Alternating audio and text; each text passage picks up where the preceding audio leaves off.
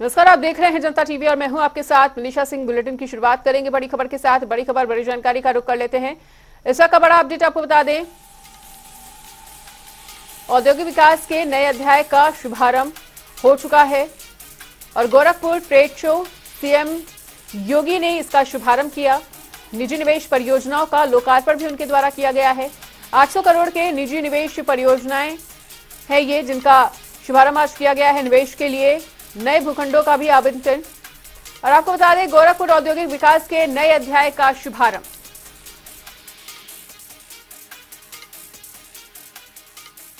अनुरोध करते हैं कि अपने आशीर्वचनों के द्वारा हम सभी को अभिषेचित करें। सादर विनम्र अनुरोध महोदय।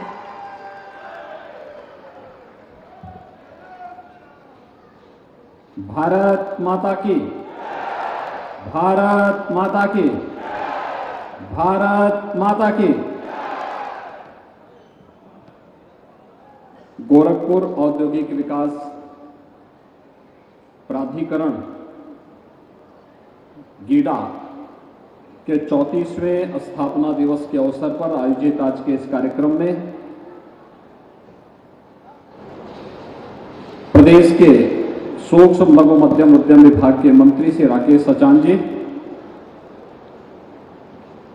लोकप्रिय सांसद श्री रविकिशन शुक्ला जी, महापौर मनोज श्रीवास्तव जी, थाने विधायक श्री नवीन सिंह जी, श्री प्रदीप शुक्ला जी, प्रदेश के व्यवस्थापना और औद्योगिक विकास के आयुक्त श्री मनोज कुमार सिंह जी, भारतीय जनता पार्टी के क्षेत्रीय अध्यक्ष श्री सहजानंद जी, नगर अध्यक्ष Rajesh Gupta ji, chamber of industries से जुड़े हुए सभी पदाधिकारीगण, उद्यमीगण और गीडा स्थापना दिवस के अवसर पर देश के विभिन्न क्षेत्रों से आए हुए सभी उपस्थित बंधुगण, महानुभाव और गोरखपुर के सभी भाइयों बहनों, गीडा के 34वें स्थापना दिवस के अवसर पर गीडा से जुड़े हुए सभी यहां के अधिकारियों को, कार्मिकों को, उद्यमियों को और यहां पे रोजगार के साथ जुड़े हुए यहां के सभी कारीगरों, हस्तशिल्पियों और यहां के अन्य सभी कामगारों को भी मैं हृदय से बधाई देता हूं। 34 वर्ष की एक यात्रा शानदार यात्रा होती है। एक ऐसी यात्रा होती है जब व्यक्ति अपने बचपन से उभर करके जीवन के उस मोड़ पर आता है जब वह समाज को कुछ देने की स्थिति में होता है। जैसे मनुष्य के जीवन के 4 चरण होते हैं। पहला चरण जब वह मां बाप पर आश्रित रहता है, लेकिन उस दौरान उसका प्रशिक्षण भी होता है अगले चरण के लिए। दूसरे पर जब वह अपने स्वयं के पुरुषार्थ से अपने परिवार करके अपने लक्ष्य की ओर अग्रसर करने का प्रयास करता है। तीसरे चरण में वह समाज के लिए पूर्ण समर्पण भाव के साथ उसे कार्य करना चाहिए और चतुर्थ चरण में समाज पर निर्भर होकर के फिर अपने गति आगे बढ़ाता है। संस्थाओं के साथ होता है। गीडा आज कुछ देने की स्थिति में है और देने के उस क्रम के बाद हम 34वें दिवस के यहां पर आए हैं और मुझे प्रसन्नता है कि विगत 6-7 वर्षों में गीडा ने शानदार यात्रा प्रारंभ की है। आज वह अपने अग्रसर हुआ है।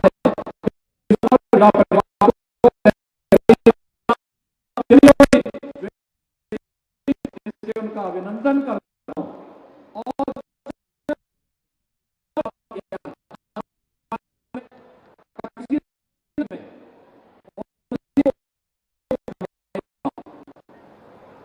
आपने देखा होगा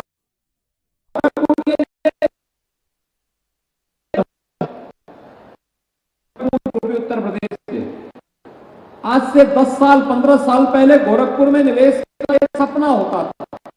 हमारा कोई उद्यमी निवेश नहीं कर सकता था क्योंकि यहाँ गैंगवार होता था, क्योंकि यहाँ पे। लेकिन इसके साथ ही गोरखपुर की लखनऊ की कनेक्टिविटी, गोरखपुर की वाराणसी की कनेक्टिविटी, गोरखपुर की नेपाल से कनेक्टिविटी, गोरखपुर की बिहार से कनेक्टिविटी, ये सभी पहले ही 4 लेन और 6 लेन की हो चुकी है। भैया बहनों, कनेक्टिविटी आज के दिन पर एक मायने रखती है। एक कनेक्टिविटी इसलिए मायने रखती है क्योंकि अगर आपके आवागमन।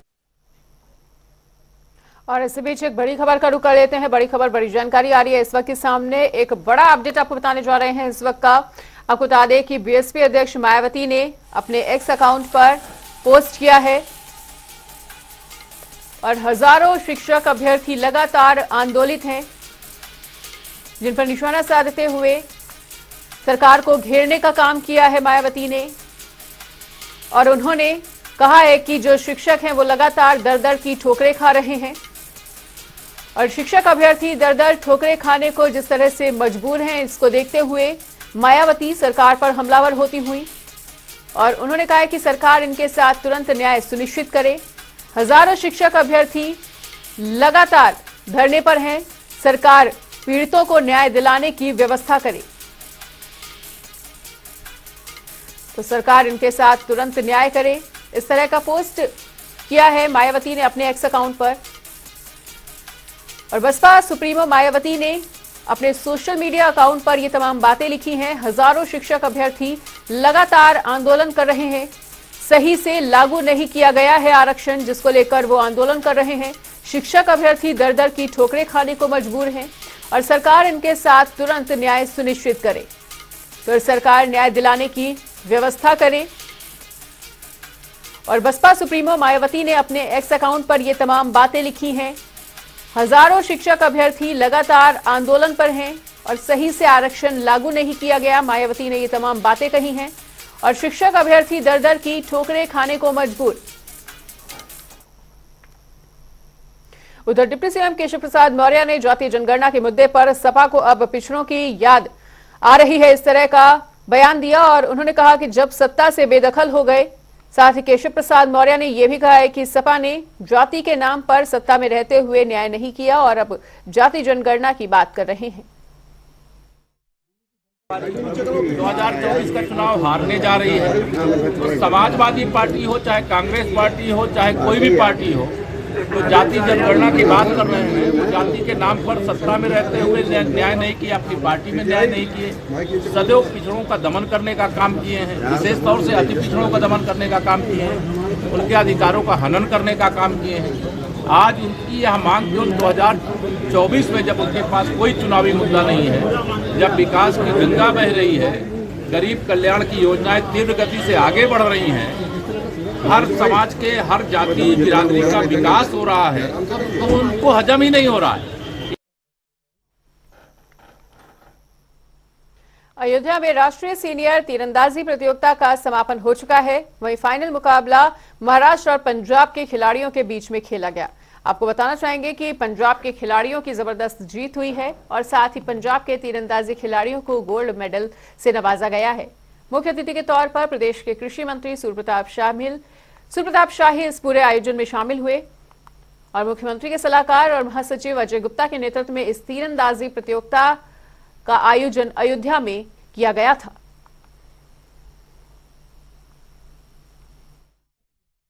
देखिए, जैसा अभी कहा गया है, तीरंदाजी, राम की नगरी अयोध्या, ये सब तो सब जुड़े हुए हैं।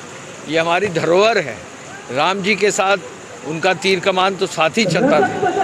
तो जब ये चर्चा चली कि हम उत्तर प्रदेश में तीरंदाजी को आगे बढ़ाएं, तो अयोध्या ही हमारे दिमाग में आया कि अयोध्या में ही हम इसको केंद्रित करें। और ये सीनियर नेशनल चैंपियनशिप बहुत ही सफलतापूर्वक अयोध्या में आयोजित हुई है। हम आपको केवल इतना कहना चाहेंगे, जैसा मुख्यमंत्री जी ने अपने संदेश में कहा है, खेल को आगे बढ़ाने के लिए आदरणीय प्रधानमंत्री जी के मार्गदर्शन में पूरे देश में अपने प्रदेश में खेल को आगे बढ़ाने के लिए, गांव देहात में बच्चों को आगे करने के लिए अच्छी प्रशिक्षण की व्यवस्था, अच्छे कोचेस की व्यवस्था, अच्छे इंफ्रास्ट्रक्चर की व्यवस्था की जा रही है। डेफिनेटली गोल्ड मेडल जीता है तो बहुत अच्छा लग रहा है और मैं ये मानती हूँ कि हर खिलाड़ी के अंदर एक भावना होती है। जब वो ग्राउंड में पसीना बहाता है और मेहनत करता है तो वो भावना ही ऐसी एक चीज़ है जो उसे रुकने नहीं देती, वो सब में होती है। और मुझे लगता है मेरे उस भावना की वजह से आज मैं गोल्ड मेडल जीत पाई। मैं कहना चाहूँगा कि ये मेरा सीनियर नेशनल का पहला गोल्ड मेडल है और इस अवसर को और भी खास इसलिए बनाया गया कि अयोध्या में आया मेरा, जहाँ से हम कह सकते हैं कि आर्चरी शुरू हुई थी इंडिया में, तीरंदाजी जहाँ से शुरू हुई थी। तो मुझे बहुत ही अच्छा लग रहा है कि मैं राम जी की धरती पे आके अपना पहला गोल्ड ले पाया। उधर अंतर्राष्ट्रीय हिंदू परिषद अध्यक्ष प्रवीण भाई तोगड़िया का बयान सामने आया है और उन्होंने कहा है कि अयोध्या की तरह अवकाशी और मथुरा में भी भव्य मंदिर बनने चाहिए। साथ ही प्रवीण भाई तोगड़िया ने कहा कि भारतीय सेना को भी इजरायल सेना की तरह बनाने का सुझाव उन्होंने दिया है। काशी मथुरा का मंदिर भी बनना चाहिए और प्रार्थना करते हैं कि राम मंदिर की भांति काशी मथुरा के लिए हिंदुओं को रक्त बहाना न पड़े। देश में जनसंख्या नियंत्रण का कानून बनना चाहिए और बढ़ती हुई मुस्लिम जनसंख्या कानून से रोकनी चाहिए। मुजफ्फरनगर में स्थित श्रीराम कॉलेज में छात्राओं ने हिजाब पहनकर नुमाइश पर सपा सांसद शफीकुर रहमान बर्क की प्रतिक्रिया उन पर सामने आई है और उन्होंने कहा है कि हिजाब एक धार्मिक लिबास है और इसलिए हिजाब को बहस का मुद्दा न बनाया जाए। मुजफ्फरनगर के एक कॉलेज में हिजाब के मुद्दे को लेकर के काफी बहस की जा रही है और इसी दरमियान जमीयतुल उलमा और सपा के सांसद बर्क साहब ने। और अब रुक कर लेते हैं 2 मिनट में 10 बड़ी खबरों का। अलीगढ़ में एएमयू छात्रों ने जम्मू कश्मीर में शहीद हुए सैनिकों की आत्मा की शांति के लिए निकाला कैंडल मार्च। मृतक के परिजनों के लिए आर्थिक सहायता और नौकरी की उठी है मांग। बांदा में पुलिस को मिली बड़ी सफलता। लेबर कॉन्ट्रैक्टर के साथ लूट करने वाले लुटेरों को पुलिस ने पकड़ा। कब्जे से 51,000 और बाइक को किया गया है बरामद। बरेली में महिला अस्पताल के बच्चे के वार्ड में लगी अचानक से आग। मामले पर डीएम ने लिया है संज्ञान। डीएम ने अस्पताल का निरीक्षण किया। व्यवस्थाओं को सही करने के दिए गए हैं निर्देश। सहारनपुर में नशीला पदार्थ पिलाकर होटल में युवती के साथ किया गया है दुष्कर्म। पुलिस ने आरोपी को किया है गिरफ्तार। युवती का रिश्तेदार था आरोपी। एटा में अवैध असलहों के साथ रील बनाने का सिलसिला जारी। शराब पार्टी और अवैध तमंचे का प्रदर्शन कर रहे आरोपी। वीडियो हुआ वायरल। कानपुर में बाल कल्याण समिति के सदस्य को मिली धमकी। पुलिस से लगाई अपनी सुरक्षा की गुहार। पीड़ित ने मीडिया के सामने सुनाया अपना दुखड़ा। झांसी में मजदूरी करने गए मजदूर पर दीवार गिरने से हुई उसकी मौत। परिवार में मचा कोहराम। पुलिस ने शव को पोस्टमार्टम के लिए भेजा। कानपुर में अचानक मौसम में आया बदलाव। बारिश से तापमान में दर्ज हुई है गिरावट। आगे भी ऐसे ही मौसम बने रहने की आशंका। कानपुर में ऑनलाइन फ्रॉड की चपेट में आया युवक से की टप्पेबाजी। पुलिस ने अभियुक्त को किया है गिरफ्तार। सहारनपुर में इंस्पेक्टर की पत्नी ने लगाई फांसी। मायके पक्ष ने ससुराल वालों पर लगाया है दहेज उत्पीड़न का आरोप। पुलिस ने शव को पोस्टमार्टम के लिए भेजा। और इस बीच एक बड़ी खबर का रुख कर लेते हैं। एक और बड़ी जानकारी आ रही है, उसका रुख करना चाहेंगे। बड़ी खबर, बड़ी जानकारी अमरोहा से इस वक्त की बड़ी खबर आपको बताने जा रहे हैं, जहां आपस में कांग्रेसी कार्यकर्ता भिड़ते हुए नजर आए हैं अमरोहा में और कांग्रेसी कार्यकर्ताओं में नोकझोंक की तस्वीरें सामने आई हैं। अमरोहा से इस वक्त की बड़ी खबर, बड़ी जानकारी आपको बता रहे हैं। नोकझोंक का वीडियो सामने आया है और एक बार फिर से कांग्रेस की अंतरकला की तस्वीरें अमरोहा से सामने आती हुई। तो अमरोहा से ये बड़ी खबर, बड़ी जानकारी आपको बता रहे हैं, जहां कांग्रेसी कार्यकर्ता आपस में भिड़ते हुए नजर आए। कांग्रेसी कार्यकर्ताओं में ही आपसी नोकझोंक हुई है, जिसका वीडियो अब तेजी से वायरल होता हुआ नजर आया है। और आपको बता दें कि अमरोहा में कांग्रेसी कार्यकर्ता आपस में भिड़ गए,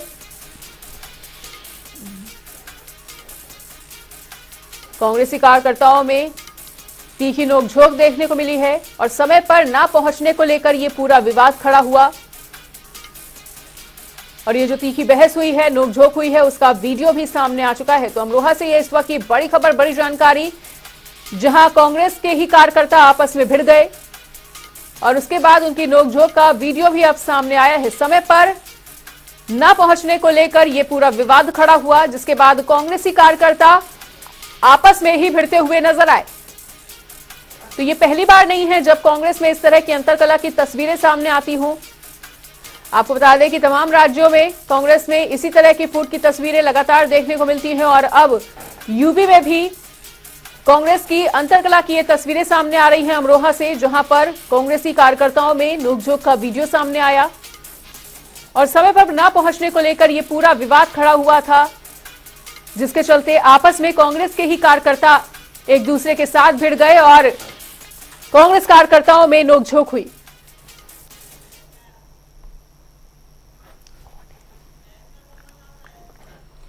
और इसी बड़ी खबर पर अधिक जानकारी के लिए हमारे साथ हमारे सहयोगी महेंद्र जुड़ चुके हैं। तो महेंद्र, कांग्रेसी कार्यकर्ता आपस में ही भिड़ते हुए नजर आए हैं और समय पर ना पहुंचने को लेकर यह पूरा विवाद खड़ा हुआ। इस पूरे विवाद को लेकर क्या कुछ ताजा अपडेट है आपके पास? जी मैं आपको बता दूं, जो यहाँ के जो कांग्रेस के जो जिलाध्यक्ष हैं ओमकार सिंह कटारिया, उन्होंने आज का प्रोग्राम रखा था गैस के दाम कम करने की मांग को लेकर। वो एक ज्ञापन सौंपने वाले थे, लेकिन वही कार्यकर्ता कुछ जो है वो लेट हो गए, जिनमें आपस में जो कहासुनी होने लगी और कहासुनी जो है वो आपस में बढ़ गई थी। जहां कांग्रेस के जो जिलाध्यक्ष उनके काफी समझाने के बाद कार्यकर्ता आपस में माने और वहां से जब निकले। बिल्कुल महेंद्र, तो ये पहली बार नहीं है जब कांग्रेस में इस तरह की अंतरकलह की तस्वीरें सामने आई हो। आए दिन इस तरह की तस्वीरें सामने आती ही रहती है। इसका क्या कुछ प्रभाव जो है और क्या कुछ असर है आगामी राजनीति पर देखने को मिलेगा? मैम, इसमें सबसे बड़ी बात यह है कि जो कांग्रेस के जो कार्यकर्ता है वो आपस में कहीं ना कहीं जैसे जिलाध्यक्ष है उनसे भी उनकी जो है होट टोक भी हो जाती है कई बार। ये क्योंकि ये कुछ कार्यकर्ता सही तरीके से जो काम आपस में नहीं कर रहे हैं, इसी को लेके जो वो समय के चलते नहीं पहुंचते हैं, इस वजह से उनमें आपस में जो झगड़ा हो गया था। ठीक है महेंद्र, तो इस तमाम जानकारी के लिए आपका बहुत बहुत शुक्रिया। और यहां पर रुकेंगे एक छोटे से ब्रेक के लिए। खबरों का सिलसिला लगातार जारी है, देखते रहिए जनता टीवी।